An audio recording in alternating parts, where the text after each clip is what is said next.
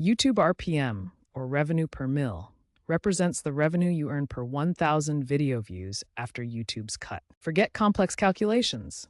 YouTube's updated analytics dashboard as of mid-2025 provides direct RPM estimates. Navigate to YouTube Studio, Analytics, Revenue, More Reports.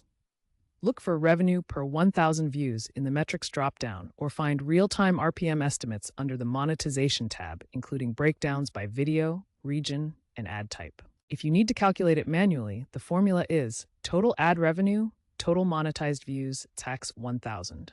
Remember, only monetized views count. Skipped ads or ad-blocked views don't generate revenue.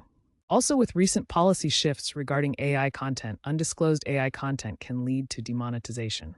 For deeper insights and automated tracking, consider tools like TubeBuddy or vidIQ, which offer automated RPM trackers. Understanding your RPM is the first step to optimizing your channel.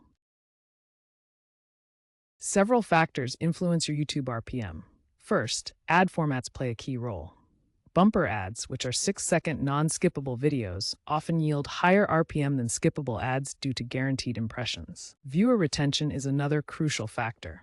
Videos with over 50% average retention can see a 20 to 30% higher RPM as they hold attention longer and signal value to advertisers. Overall channel health also affects RPM. This includes subscriber count, watch time, and compliance with YouTube's policies.